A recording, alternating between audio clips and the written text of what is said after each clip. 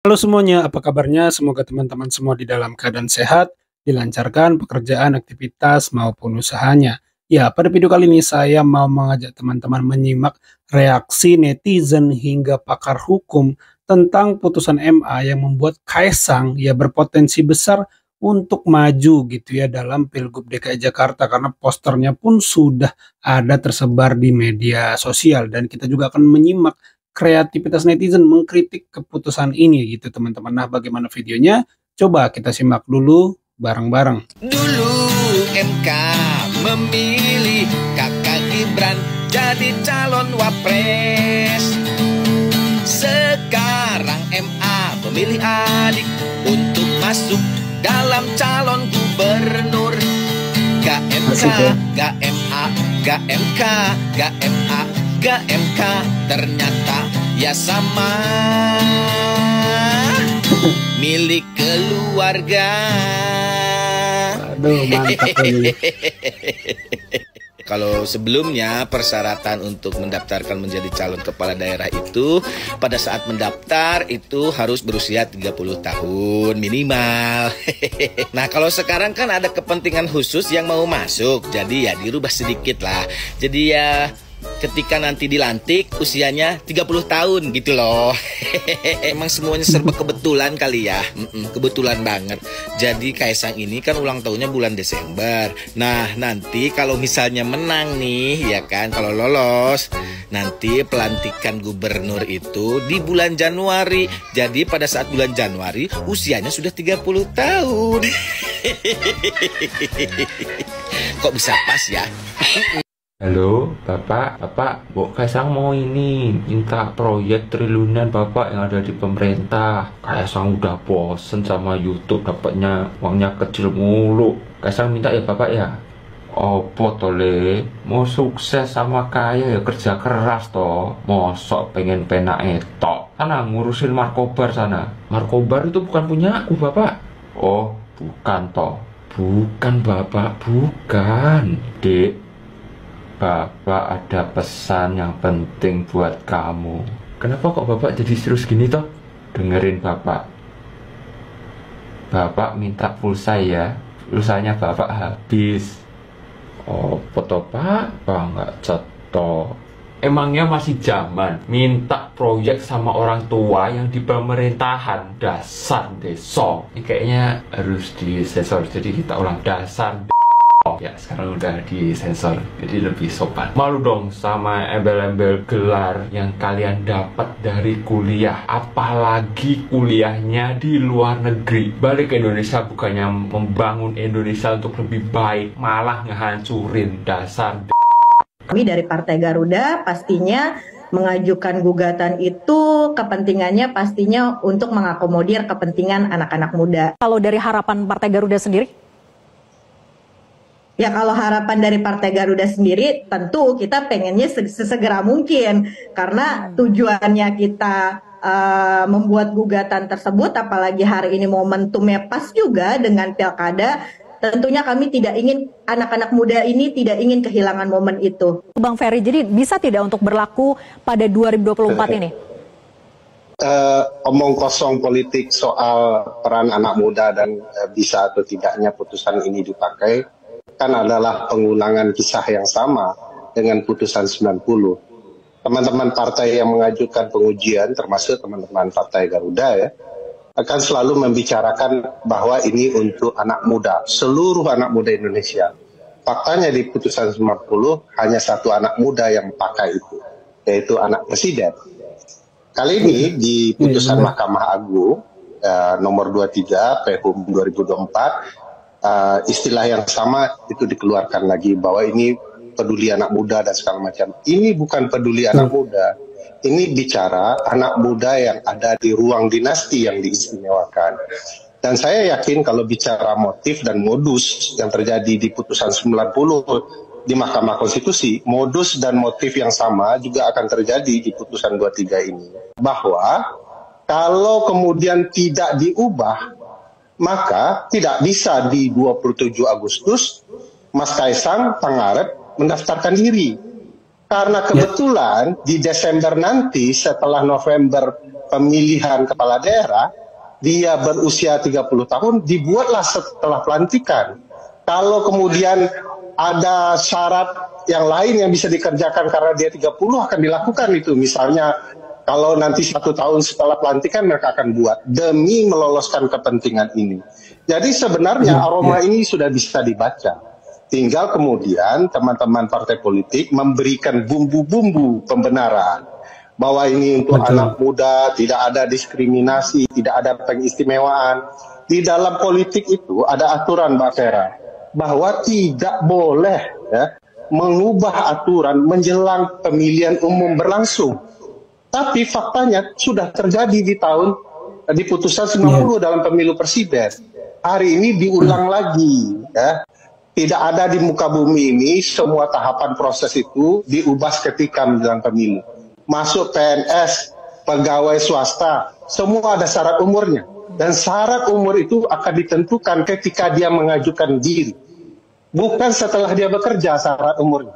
Tapi ketahuilah ini alasan sangat terbuka. Terlihat betul curangnya.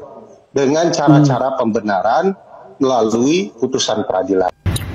Memang ini pembelajaran yang luar biasa. Pertama, beliau hanya ingin menunjukkan bahwa hukum di Indonesia masih belum kuat, sehingga masih mungkin diakal-akali. Pelajaran yang kedua,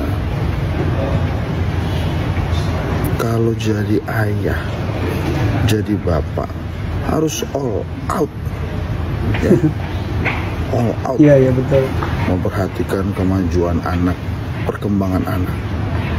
Luar biasa sekali pembelajaran dari bapak ini. Ya. Petualangan Pak Ade, petualangan kekuasaan dan keserakahan terus berjalan. Kalau kemarin MK itu Mahkamah Kakak, sekarang MA Mahkamah Adik. Ya, ipar juga udah, tinggal anak. Kita nunggu aja nanti untuk cucu apa yang mau dirubah. Apakah undang-undang kepala desa supaya bisa di bawah 5 tahun juga jadi calon. Saya nggak tahu mau bilang apa lagi. Sekali kekuasaan itu lancung, tidak akan ada remnya. Itu yang kita alami. Dan semakin hari, semakin mendekati hari pergantian kepemimpinan, kita disuguhkan begitu banyak drama, begitu banyak kerusakan. Tapi kata buzzer-buzzer nggak apa-apa. Lanjutkan terus, terbaik sepanjang sejarah. Tidak ada tandingannya. Ya, untuk kejahatan membajak demokrasi, membajak undang-undang, mengangkangi aturan memang tidak ada bandingannya. Saya harus katakan itu. Meskipun saya tahu ancaman ada di mana-mana. Ya, biasa ketika seorang menjadi otoriter, maka hukum menjadi alatnya. Korbannya adalah mereka-mereka yang berani bersuara. Dan itu sedang terjadi, maka tidak banyak orang berani bersuara. Harapan kita untuk Indonesia yang lebih demokratis semakin jauh panggang dari api. Dan kita hanya bisa menyaksikan dengan dada yang bergemuruh, tapi tidak bisa melakukan apa-apa. Karena praktek kekuasaan sekarang adalah kekuasaan yang otoriter, itu tidak bisa dihindari. Dan perlu kita catat, semua pemimpin otoriter pasti populis, pasti punya wajah yang inosensa della costa, alias wajah yang innocent, ya, bertipe kebapakan, ya. Hampir semua, sebut saja Hitler, Mussolini, Pak Harto, semua sama. Wajahnya dingin, sangat populis, merakyat, semuanya mereka itu hampir semuanya sama. Sangat dicintai rakyat pada awalnya, sangat membumi, tapi pada akhirnya mereka terjebak pada sisi-sisi gelap kekuasaan. Apakah nanti ini akan menjadi perubahan yang lebih baik di bawah Pak Prabowo? Kita sama-sama berdoa. Tapi kalau kita tidak rebut kembali demokrasi kita dari keganasan, nafsu kekuasaan, mari kita sama jogetin saja. Karena tidak ada yang bisa kita lakukan. Begitu kan? Mereka. Memang dalam politik itu tak ada yang serba kebetulan. Politik itu tak pernah lahir dalam ruang hampa. Segala sesuatu itu pasti diperhitungkan dengan matang, dikalkulasi plus dan minusnya. Jadi per kemarin sebelum jam 3 sore, Kaisang itu dianggap tidak akan pernah maju dalam Pilgub khususnya karena dianggap tidak cukup umur. Umurnya baru 29 dan belum 30 tahun. Tapi mulai jam 4 sore orang kembali membicarakan tentang Kaisang. Soal kemungkinan akan maju dalam Pilgub karena putusan dari Mahkamah Agung.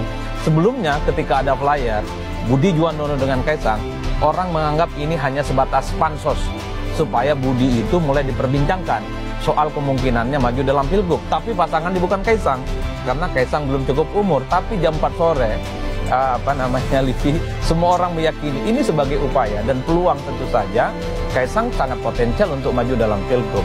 Ini yang kemudian menjadi ramai pembicaraan, seakan-akan ini mengulang dalam konteks kasus dalam Pilpres beberapa waktu yang lalu. Mahkamah Konstitusi yang putusan 90 dan ini Mahkamah Agung yang terkait dengan umur juga persoalannya. Jadi menurut Anda ini by design? Atau ini sekedar cek ombak aja? Kalau itu saya nggak paham, nggak ngerti. Saya tidak punya akses ke dalam. Beda dengan Bang Kodari, Bang Handoko, ini kan orang dalam semua. Kalau kita yang melihat dari jauh memang tidak bisa menutup mata. Karena anak yang umur 29 tahun punya potensi untuk maju Pilgub itu nggak ada di negara ini. Cuman satu orang kok. Anak 29 tahun di negara ini rata-rata masih sulit cari kerjaan, Livi. Jangankan pikir tentang gubernur, bagaimana nyicil ke rumah, S2 harus gimana, cari kerjaan itu rumit, Pak. Ini terbatas. Jadi wajar kalau kemudian ketika ada putusan MA, ini dikaitkan dengan Kaisang secara umum. Bagi saya nggak ada soal, nggak perlu juga ditutup-tutupi. Ini sudah muncul secara putusan. Betul. Cuman kalau memang peluang untuk maju dalam Pilgub ini, sebut saja misalnya diambil oleh Kaisang, bagi saya itu bukan calon wakil sebenarnya yang sangat layak. Untuk ukuran ketua umum partai, untuk ukuran anak presiden, Kaisang kalau mau maju bukan calon wakil, tapi sebagai calon gubernur. Nah ini Ya itu ya teman-teman, saya sepakat ya, memikirkan agar anak muda diberi kesempatan jadi pemimpin. Menurut saya sih semua ini hanya menguntungkan Kaisang, seperti kata Mas Adi Praitno. Hanya Kaisang yang punya kesempatan untuk maju. Anak muda siapa yang mau jadi wakil gubernur saat ini? Kan yang paling potensi itu Kaisang. Sama halnya dengan wakil presiden. Yang bisa ya cuman Gibran. Emang ada orang biasa entah dari pelosok mana di Indonesia ini tiba-tiba sekalipun prestasinya segudang gitu ya dilirik atau punya kesempatan itu gitu untuk jadi wakil presiden, sama dengan peluang yang baru dibuka ini dengan putusan Mahkamah Agung. Ya hanya Kaisang menurut saya yang paling potensi bisa memanfaatkannya. Kalau menurut teman-teman sendiri bagaimana? Silahkan tulis di kolom komentar. Ya itu aja teman-teman video kali ini. Terima kasih buat teman-teman yang sudah menyimak sampai selesai. Jangan lupa di like videonya, di subscribe channel ini agar terus berkembang. Sampai jumpa di video saya selanjutnya.